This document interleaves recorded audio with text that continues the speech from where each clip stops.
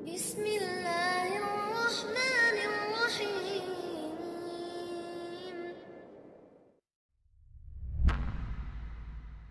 Yaitu prinsip dari agama Islam ini yang kedua, alla na'budu illa bima syara'a fi kitabihi aw fi sunnati rasulih sallallahu alaihi wasallam la bil bid'ah wala bil ahwa. Tidak boleh kita beribadah melainkan dengan apa yang telah Allah syariatkan dalam kitabnya atau yang telah disyariatkan dalam sunnah nabinya sallallahu alaihi wasallam, tidak dengan bid'ah dan tidak dengan hawa nafsu. Artinya kita wajib untuk beribadah kepada Allah menurut syariat yang ada atau yang dibawa oleh Nabi Muhammad SAW.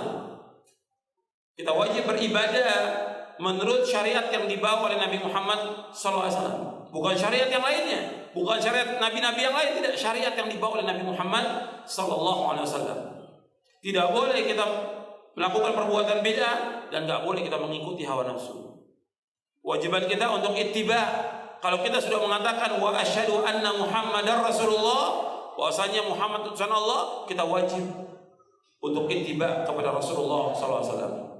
Apa yang datang dari Rasul kita ambil, yang dilarang kita tinggalkan. Wa ma atakumur rasul fakhudhu wa ma nahakum anhu fantahu.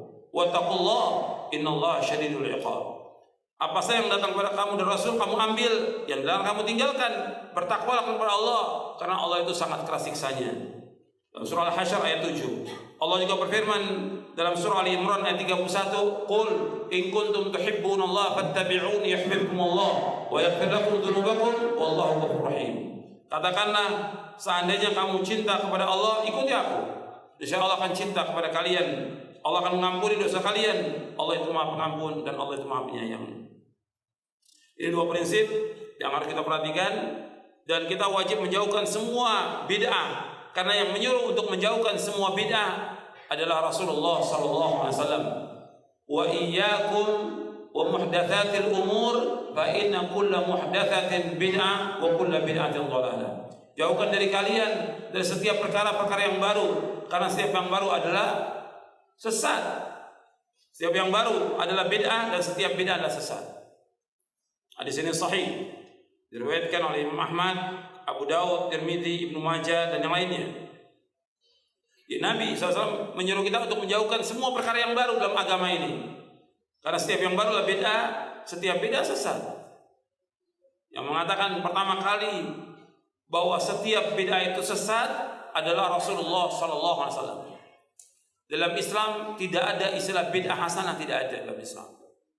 Nabi bersabda sallallahu alaihi wasallam, kullu bid'atin dhalalah wa kullu dhalalatin finnar. Setiap bid'ah itu sesat dan setiap kesesatan tempat di neraka. Nabi yang menyatakan demikian, bahwa bid'ah ini berbahaya karena akan merusak agama.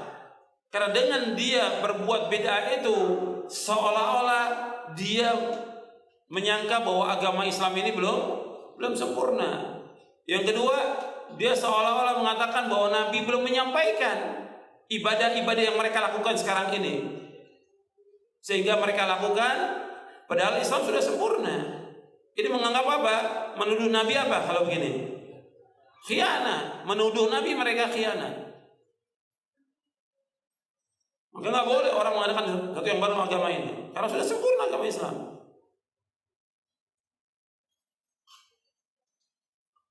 Maka dikatakan oleh Imam Malik, man ibtada'a fil islami bid'atan yaraha hasanatan faqad za'ama anna Muhammadan sallallahu alaihi wasallam khana risalah.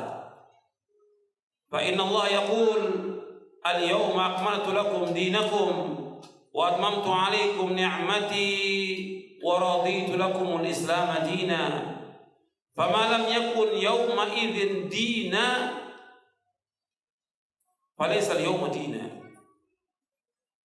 Kata Imam Malik rahimahullah,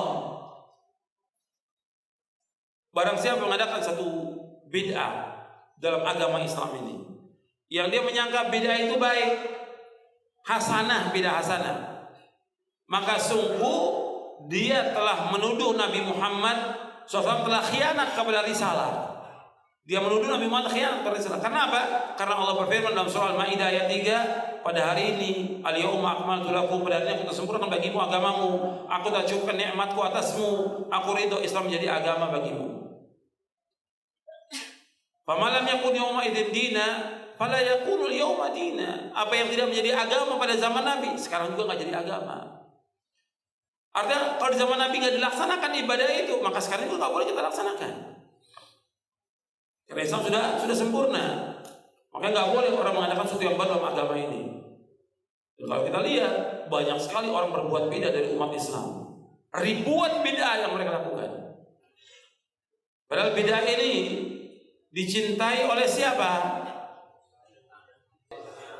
Oleh siapa? Oleh iblis. Yang mencintai bid'ah iblis. Karena iblis tujuannya untuk merusak apa? Agama. Kata Imam Sufyan Ats-Tsauri rahimahullah, al-bid'atu ahabbu ila iblis minal ma'siyah, wal ma'siyatu yutabu minha, wal bid'atu la yutabu minha. Bid'ah itu lebih dicintai oleh iblis daripada maksiat.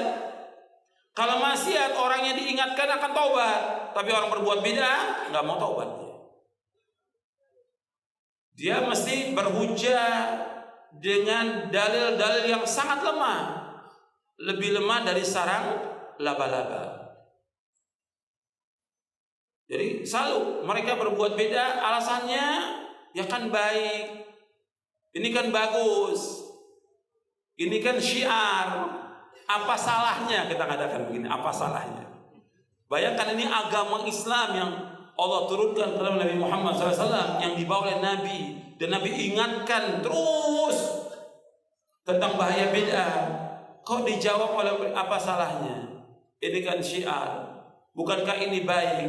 Kalau baik, mestinya para sahabat sudah melakukannya. Lau kana khairan la sabaquna ilaihi.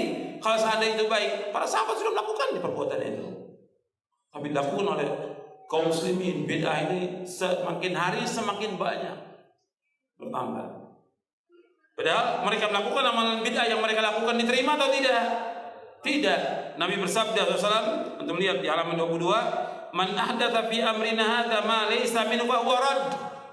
Barang siapa mengadakan sesuatu yang baru dalam agama kami yang tidak contohnya, maka tertolak. Tertolak. Hadis ini sahih Bukhari dan Muslim. Dari Ummul Mukminin Aisyah radhiyallahu anha. Nabi juga bersabda, man amila aman laisa alaihi amrun fa huwa raddun. Barang siapa mengamalkan satu amalan yang tidak ada contoh dari kami, tertolak amalan itu. Tidak diterima oleh Allah. Sudah capek, sudah lelah, sudah letih, tidak diterima amalnya. Rugi dia. Rugi dunia, rugi akhirat. Karena orang berbuat bid'ah diancam dengan masuk neraka. Kullu bid'atin dhalalah wa kullu dhalalatin finnar. Setiap bid'ah itu sesat, setiap kesesatan tempat neraka. Kalau dia sebagai pengikut Nabi Muhammad, umat Nabi Muhammad, kewajiban dia untuk apa? Ittiba. Dan ini mudah, tidak sulit. Tidak sulit, mudah. Makanya kata Al-Imam Ibnul Qayyim rahimahullah, kata beliau, kalau ditakdirkan oleh Allah Nabi Muhammad hidup di zaman kita, zaman Ibnul Qayyim, beranikah kalian untuk mengadakan yang baru dalam agama ini atau menentang? Ya kan berani dia. Tapi kenapa kalian menentang? Padahal sama aja, beliau sudah wafat, beliau masih hidup. Kewajiban kita untuk mengikuti siapa? Rasulullah. Atau beliau sudah wafat, tetap wajib. Makanya ini kalau kita lihat orang-orang yang mengadakan sesuatu yang baru agama, dia tidak melaksanakan syahadatnya dia wa asyhadu anna Muhammadar Rasulullah. Dan dia nggak punya adab kepada Rasulullah SAW, nggak punya adab mengadakan bid'ah itu. Itu dikatakan oleh Al-Imam Ibnu Qayyim dalam kitabnya Madarijus Salikin, bahwa orang yang tidak mengikuti Rasulullah, bahkan menolak Rasulullah, orang ini nggak punya adab, nggak punya adab. Kalau nggak punya adab, berarti orang itu sebagai tanda apa? Tanda kebinasaan. Sebab orang yang punya adab kepada Allah, kepada Rasulnya, kepada orang tuanya, kepada manusia, ini unwanu sa'adatil mar'i, merupakan tanda atau ciri kebahagiaan seorang. Ketika dia nggak punya adab, ini merupakan unwan syaqawatil mar', merupakan tanda celakanya orang itu. Di dunia udah kelihatan orang ini celaka karena apa? Menolak dalil, menolak Quran, menolak hadis, mengikuti bid'ah dan yang lainnya. Ini celaka orang ini. Makanya kita harus perhatikan. Kalau kita mengatakan cinta kepada Nabi Muhammad SAW, kita wajib ittiba kepada beliau. Sekarang banyak orang mengaku cinta kepada Nabi, tapi semuanya bohong.